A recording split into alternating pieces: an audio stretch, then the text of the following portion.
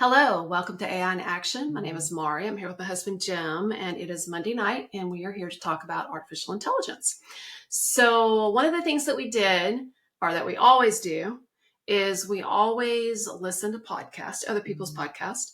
We watch YouTube videos. You're constantly feeding me information. It's one of those, it's actually gotten kind of funny because I travel back and forth to Liberty Hill. Yes, and you're unable to research before you leave. So you always text me and go, so you got another podcast for me to watch?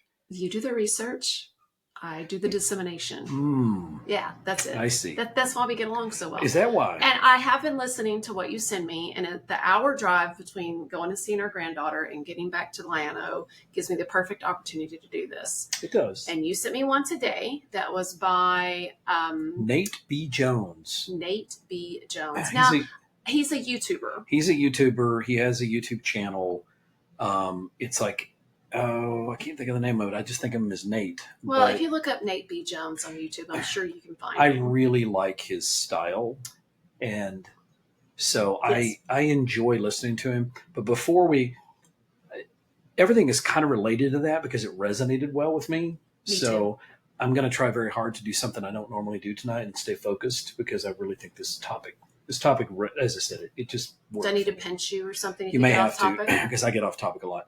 So let's go with some recent headlines. And what I think is relevant is, as we all do now, the finding headlines, because for lots of reasons, but finding headlines and trying to get through all that information is a lot. It's drinking out of So I typically use Perplexity. I have for a long time to go through and find some headlines. So I did that again. Didn't they used to have their own like AI news podcast? They did. Actually, I used to listen to their podcast. Yeah. I really liked their podcast. It's like they used an AI to accumulate. They used 11 Labs for the voice. Yeah. And there was a multi-voice. It reminded me of the Voices in Notebook LM. Okay. I really enjoyed it. But for some reason, about back in March or April of this year, they stopped it. Okay. Because I used to listen to it when I walked on the track. But you used Perplexity today. To filter some information. And I did that, even though I usually do something like that anyway, I did it specifically today because it's relevant to the conversation. So I wanted to hit a couple of the headlines because basically what I was looking for was overall headlines, a couple of them about NVIDIA trying to make sure they have a lot of cloud computing resources. $6.3 billion deal. Yeah, CoreWeave, I got that backwards. CoreWeave signed a almost $7 billion deal with NVIDIA, guaranteeing them some capacity or unused capacity. Okay. So anyway, so they're sharing some kind of capacity thing. I'm not sure if NVIDIA got it from them or they got it from NVIDIA, but either way, it's some kind of big deal. The one I thought was more interesting was the Google's AI advertising suite launched. Just a couple of days ago. It seems like this was very recent, that Google's basically launching an advertising suite. And why this is relevant is they're trying very hard to figure out how to keep the money flowing in from all the advertising because even they're losing the clicks. Well, everybody's just reading the summaries. Right. And they're not going through and going to a page and then clicking on the ads that are within the page. And running ads on the side of the page and all that other stuff. We are going to start seeing more ads on the side of most of these chatbot things. Mm-hmm. So those are a couple of the stories is that Google's trying to fix their advertising problem. There's a little bit of education stuff going on, the White House task force, which you and I've talked about before, on AI education and training literate AI workforces. The White House has done several things on that. They've got a presidential AI challenge for K-12 schools. I actually think this is a good idea. Students solving real world problems using AI. I do too. And then Microsoft committing some tools to free tools. Well, you and I have talked about that as well because that's what our concern is about all these companies that are trying to sell to school districts. We're getting harassed by one, actually. I get harassed by multiple, but one was being, I won't say their name, but they're a little snarky because some of our teachers are using their product. Therefore, they think that I should buy the district license or a campus license, which is funny to me because our teachers, we have, a couple hundred teachers. If I did a poll. I did. They're all using this specific company. Oh, you did? I didn't know that. This specific company last year reached out to us and said, hey, did you know you have 15 teachers that are currently using the free version? 35. And now they say they have 35 teachers using their free version. So they want us to pay for the version Well, Mhm. first of all, 35 teachers. I sent an email to each individual teacher last year, and they had all signed up for the free account, but only one of them was using that free account. The Well, other now ones it's had signed up, looked around, and then stopped using it. they have 35 signed up now, and one of them is paying for some extra stuff, which is not unusual for teachers because they tend to take things out of their own pocket. Yeah. The thing is, you'll also find they've signed up for free ChatGPT accounts. Yes. They've got free Gemini. They've got free. Mm-hmm. You know, the turnover, getting these companies to stay relevant when everybody just wants to use the free stuff and there's so much out there, it's hard. Right. So anyway, so that was some of the headlines. I was going to hit the highlights of the headlines, which I did. And then, of course, teachers, this is not new news either, but 60% of them are using AI in their work. And that's caused some supposed problems where the students are like, why do you get to use it and I don't? I don't know if that's actually true. I've never met a student that raises his hand and say, hey, did you use AI? We didn't run into one, though, at that conference that was. Well, and I actually saw something on LinkedIn the other day about it, a really good article about if I pull a lesson plan from Google, or if I get Google to help me create a lesson plan, or if I get Teacher Pay Teacher to help me create a lesson plan, or if I get a book to help me create a lesson plan, do I have to disclose that I use those sources as a teacher to create my lesson plan? No teacher's ever done that. No teacher's ever done that. So now these people are saying, oh, well, if you use AI to help you, you have to tell your students that you're using AI. Why? As long as the information is accurate. It's not copywritten. I'm not copying something from someone else just because I'm using it as a tool. I don't say that I used Webster Dictionary to help me look up definitions back in the day. No, and most of the stuff would fall under fair use anyway because teachers can use it unless they're showing a full movie or something. Right. Anyway, those particular headlines are somewhat tangentially related to the topic. The next headline is more directly related to the topic, which is what made me interested in what Nate said in the first place. Was from time.com, September 10th, 2025. What to know about the dead internet theory and why it's spreading. Dead internet. There was a comment that Sam Altman had also made about, I never took the dead internet theory. He made this comment on X recently. I never took the dead internet theory seriously, but it seems like there are really a lot of LLM-run Twitter accounts. And so the point of this headline was that you have the rise of bots over human activity. You have AI-generated content displacing humans, societal economic impact. I think when you dive into this particular article, they talk about it. I think you have to be careful with saying the internet died because of AI, because the original dead internet theory, which is that everything's done by bots, was actually 2021 is when it was first mentioned. I mean, but it's been going on forever. I have an Instagram account that I'd gotten to over 10,000 followers. You had 11,000 followers on my Instagram account, and I posted every day, every 2 days, and it was all about recipes and cooking and stuff like that. And this was back. It was before COVID, and the bots and the trolls and all of the stuff that was happening because I had that many followers. It was ridiculous. You can't even separate those two terms, bots and trolls, That's anymore. True. They're basically the same thing. They are. AI has just made the trolls more sophisticated. So, but the idea being that a lot of the content now is being generated by AI. There's no people in there. Therefore, the AI is training itself on material that's generated by AI. Mm-hmm. And that particular process was already accelerating before AI. AI just made it worse. There was so much content. I mean, you talked about it yourself. There was Instagram people that would post what they had for dinner last night and they had 10,000 followers, and most of those followers weren't real. No, they weren't. They were paid for followers that were bots. Exactly. And so this is not a new problem, but it is a problem. I got people reached out to me all the time from other countries saying, hey, if you'll give me $100, I can give you, 17,000 additional followers, and I guarantee that 10% will comment, or, and so yes. It's been going on for a really long time. One of the things that these big companies, and this is a pet peeve of mine, I know it's the content creators, these big companies that are taking this content that people provide, and they've been doing it for a long time. I mean, that's the search engine optimization, all that stuff. That was all about content creators providing the content that was made the internet work and made it dynamic and alive and all this other stuff. And they were taking it, repackaging, selling it, and making all the money. and the content creators weren't making that as much money. And so these companies have been killing content creators for a long time. Think about the consolidation in the news media and stuff that's happened because the small town newspapers and stuff can't compete.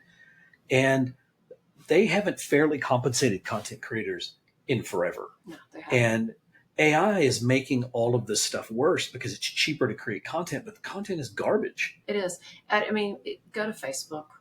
Go look on Facebook. And 90% of the stuff that I see on Facebook, I'm like, that's not real. I see that on Reddit. I see that on Medium. I got on Medium a long time ago, and just because I wanted a place to put articles and just thoughts that I had and stuff. I really wasn't trying to get a lot of followers, and I didn't, but I got some. But when I read a lot of the articles that pull up in my feed in Medium now, when I look at them, they are so obviously generated by AI.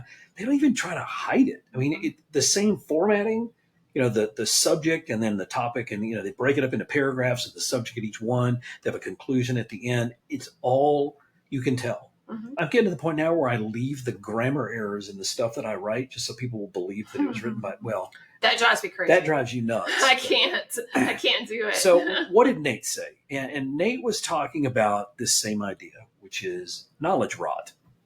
People relying on summaries and recycled content instead of creating or deeply engaging with knowledge. This was a Wall Street Journal article where they talked about knowledge rot. Mm-hmm. This is, you'll probably find half the English teachers out there believing that this is a true thing. It's so they're behind it now. It's a catchphrase, and it's everywhere. And one of the things I think that caught both of our attentions is he talked about first the point we didn't necessarily agree on, which is how reading evolved in the first place, because our perspectives are different. I don't think either one of us is wrong, and I don't think he's wrong, but he said it evolved from trade records, court documents, and then it went to books and articles and the stuff that we have now. They did it because they had to remember something. And that's what he said. Knowledge acquisition. He said that writing and reading started because you had to have a way to remember information. That's what he says. And I think somewhat that's true. I think your point you made, or we were talking about earlier, was valid, though. There are some of the great, stories like Gilgamesh. Mm-hmm. I don't know what information that was imparting to the world other than maybe a set of beliefs, but that was written 4,000 years ago, and it's an epic story. Mm-hmm. So there's a lot of epic stories that when you look at them, you think, was this something they wrote for a reason, or was this entertainment? Right. But think about all the diaries and all the journals and all the letters from military personnel back to their loved ones. That's modern. I know it's modern, He's talking about I how think it might have evolved or started from a dissemination of information that you needed to remember, and then it grew from there. And because it grew from there, that's where the love of reading happens. And what was I think it was the first mass printed the Bible, Bible. And that was because people got the Bible because they felt like they needed to have that knowledge. It was knowledge acquisition, reading the Bible. So I think fundamentally he's right about how it evolved. I think people would argue about the reasons behind it.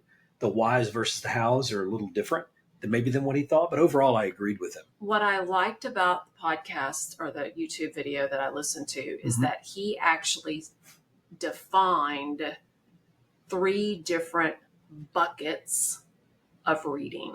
And I think it's something that educators need to listen to. And there's 3 different ways, and we absolutely do. He defined them as, the first one was awareness reading. Mm-hmm. That's reading the news. Just to be aware of what's going on around you. What I was just doing. Your headlines, your surface reading, your scrolling. You just want to know a little bit about what's going on around you. You're reading for awareness. That's what I just did. Okay. I mean, all the stuff with the headlines we just went through, that's awareness. I think that's how most people, I think that's how a lot of people read without even realizing that they're doing that. I think they start that way. It's one of those things where it depends on how often you're talking about reading. If you're talking about what people do every day, skimming the headlines. Most people do it every day. And before we had the internet, I had a subscription to the Wall Street Journal or the New York Times or whatever paper I wanted. And what did I do? I didn't read the Wall Street Journal was a big newspaper. Austin American Statesman went to the comic section. I did. Actually, that's all I had. If it was the comic And section.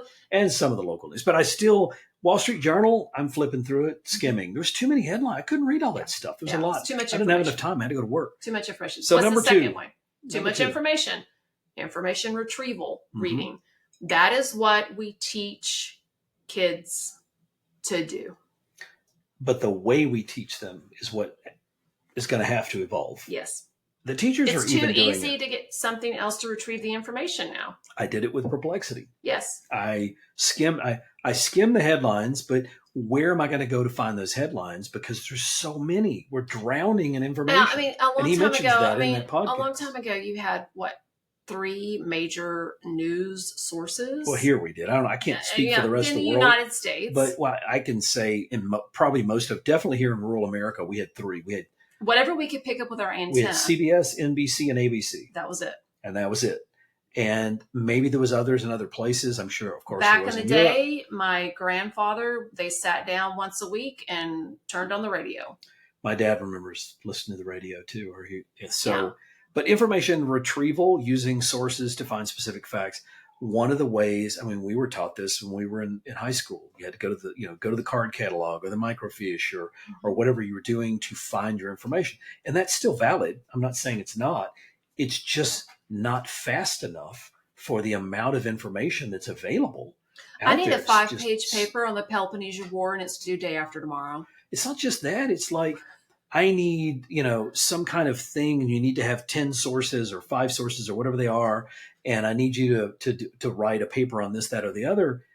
And when you look at the amount of information, if you wanted to have a well thought out paper, you're probably going to look for a lot of sources because you're not just going to go, okay, here's the 5 sources, I'm done. You're going to have to figure out which 5 sources. That in itself can be a lot of work because there's a lot of sources. When I was working on my master's and stuff, I would like minimum of 10 sources just so I could whittle it down to actually getting 5 sources that I then put in the paper. And it was like a semester paper. It was something that you started on at the beginning of the semester and it wasn't due until the end of the semester. Well, and that whittling process, you could certainly argue that part of the process is part of learning because learning is messy and it tends to be difficult. If it's not difficult, you're typically not learning, is the argument that people make, which I tend to agree with. I just think that the tools out there, we're going to have to change the definition of what it means to be difficult. I think that instead of turning in the paper, I should have had to have sat down on a 30-minute Zoom call with the professor to discuss the topic. Well, that's one option. I think there's not a single good answer. I think the problem is because of mass production education, we rely very heavily on the written, writing a paper. And it is a great way to articulate your thoughts. I'm not saying it's not. Unfortunately, it's not going to be the only way in the world of AI. And the argument I saw recently from some teachers, which I sent it to you, is they think that the teachers should and could resist this influx of AI. Well, that's decision's already been made. Is that the one that I read today that I texted you and said? Yeah. Yes, that's the one. Yeah. And what's the third one? We got 3 of them. We hadn't got to the third one yet. All right. He called it connectome, which I think maybe he just liked the big word. Yeah. But basically, that's deep reading. That's what that is really, getting those neural pathways set, figuring out. I had to look the word connectome up. I didn't even know what that meant. But basically, it's deeper reading. It's not just knowledge acquisition, but it's internalization of that knowledge. And I think that is the goal of probably every English teacher out there, because they want to teach. I'm sorry, if I can get a kid to read a paper and give me some information retrieval, then I didn't happy. Say what you were settling for. Oh, okay. I said what your goal was, and that's not the same thing. In public education, it's that way in everything. Kids because of the social media dumpster fires, I call it. Kids have been inundated with so much information and from so many sources. Most of it is crap, and because of that, they're skimmers. They skim everything. They don't deep read anything. Our teachers, we had these people, saying that, we now have a tool which we have to pay for it to look through the books and see if there's any offensive material in it. Our high school librarian is sitting there going, I'm trying to get the kids to check out anything. Just to open the book. We want them to come to the library for something other than to sit around play a game sit around and talk. BS with their friends. We want them to actually pick up a book. So it's a tough sell. I had a teacher tell me the other day that they're extremely happy because they actually have a student in their class that loves to read. As in, all our kids love to read. They want to read. They want to immerse themselves in a story. And to me, that's that deep connective thing. Connectome. To get the neural pathways going, it doesn't have to be a scientific journal. It doesn't have to be something that you're learning how to do physics or, I like those. Yeah, it doesn't have to be, though. I know, but those are good.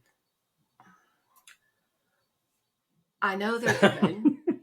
But if it's also something about history or I love history. A different location or a different country or a different planet, because I like sci-fi too. Yeah, I mean, just something for them to be able to escape into. Well, escaping is one aspect of it, but I think a lot of it also is whether or not the parents. I mean, we read to our kids. We read all of those Harry Potter novels, which we know those are demon novels, but our kids love them. So we read all the Harry Potter novels to them. We started out with the Magic Tree House. I love the Magic. I also read, Heroes from the Old, and we have tons of books. We have tons of books that we read to our kids, and we truly enjoyed it. And guess what? All three of our kids love to read. Love to read. So parenting is the number one thing. If the parents don't enjoy reading, then your kids probably aren't either.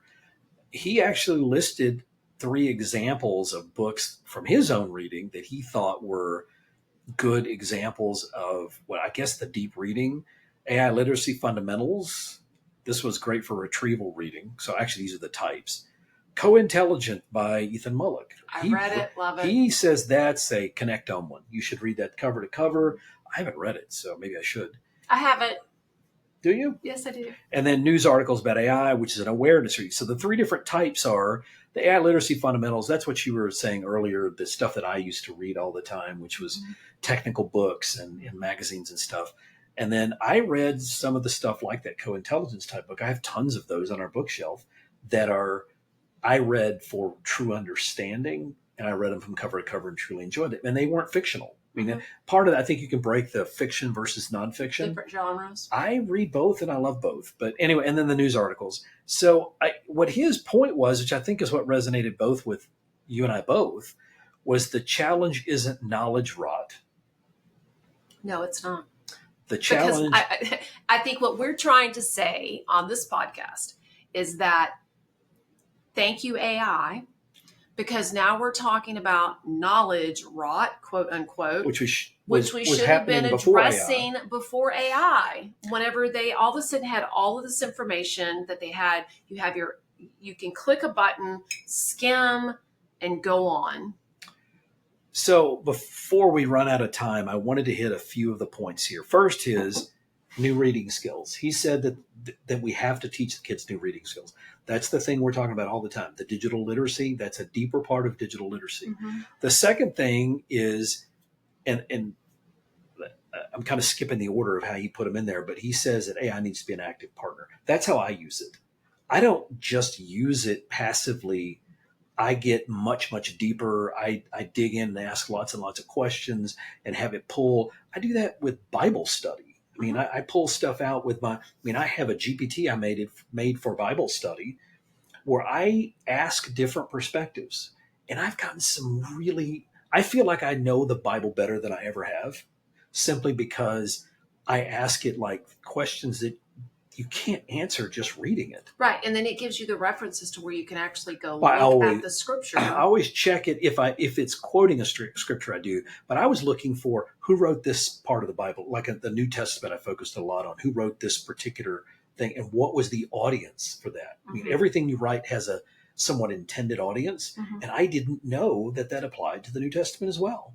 But and maybe some people would disagree with it, but it was a very interesting, thing where I use it as an active partner.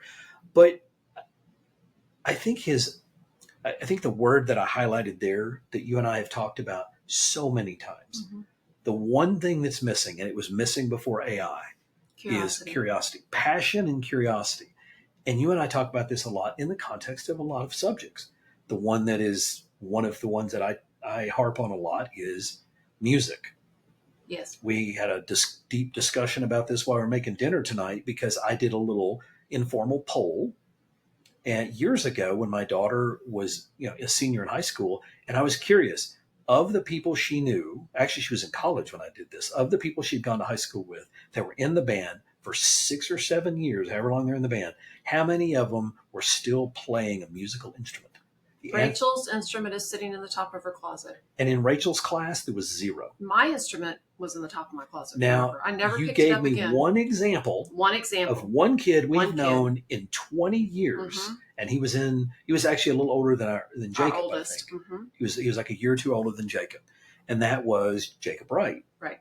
He went on. I think he went to the military and played in the band. In the military. So, but when they teach music at school, and I'm not knocking it because the band kids love the band and the camaraderie, but they're not finding a way to touch that passion.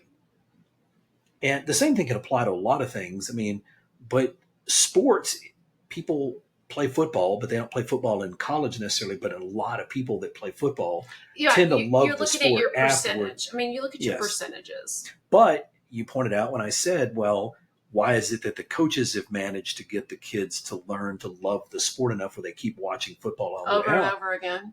And your point to me was, which is valid, is it's a zero-sum game. There's a winner and there's a loser. Every single Friday there's a winner and there's a loser. Band is not. Yeah, and so you're not having a competition. And that's when we start talking about like the accelerated reader program, which the question is, should you gamify reading? And you have personal experience with that. I have a lot of personal experience with it. When I first went into education, I left the technology department and I went into a computer lab, and I was also in charge of the accelerated reader prize location, where kids would have to come in and like turn in their tickets. They had different shelves. You earn 10 points, 20 points, whatever, and they could come get a prize off the shelf. My daughter loved that. It caused kids to want to read, in my experience, and it made it into a competition. And you have a lot of librarians that are really against the accelerated program. Our librarian at the high school hated it. But it is not the program, it is the delivery of the program that I think matters. The study that they would quote, the librarians would quote, was a study they did where they counted the number of books kids read before they started a program like that, the number when they read it, and then the number that they read after the program ended. If they read 10 here, then they read 15 during the program, and then they read 6 normally after the program ended. And they were using that as an example of why gamification of reading is bad. My point was that I would have to see what 6 books they read after the program was over. Yeah, because that got our son in trouble. It is the quality of the content, the quality of the book.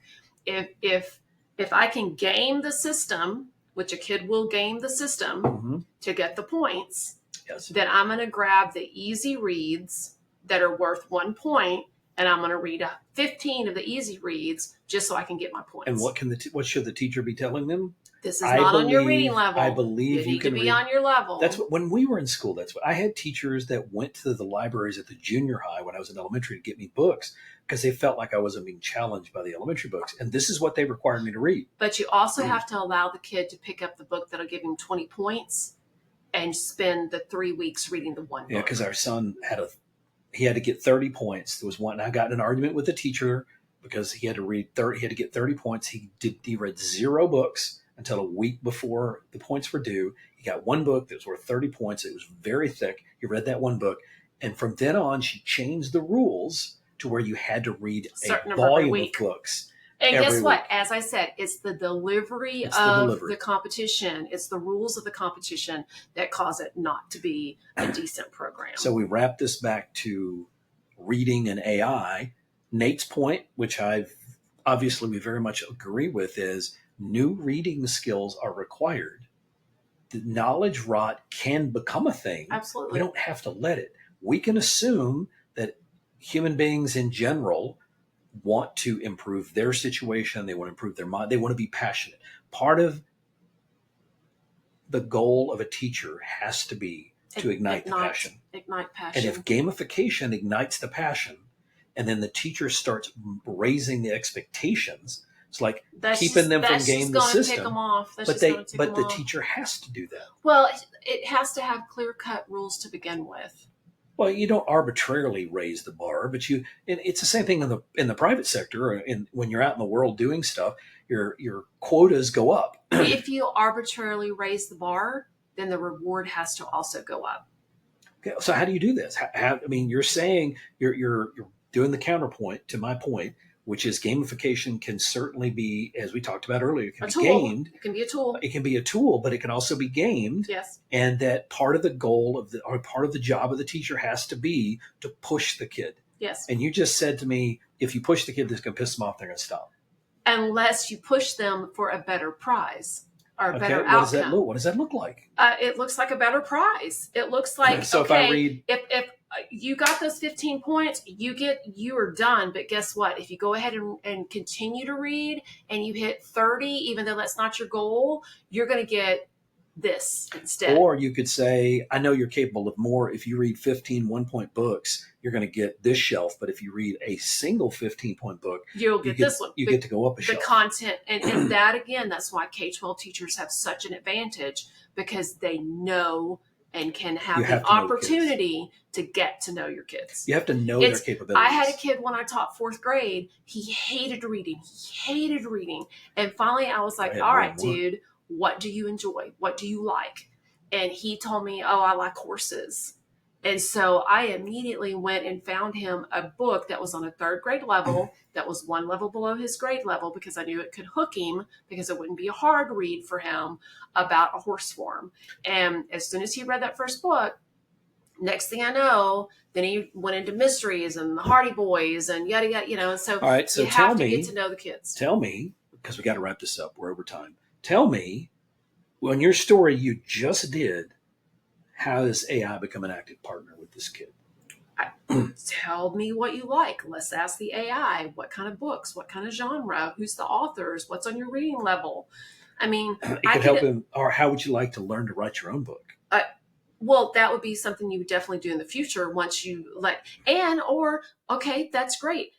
As you just said, you don't like to read, but you like horses. Let's create a story together about horses.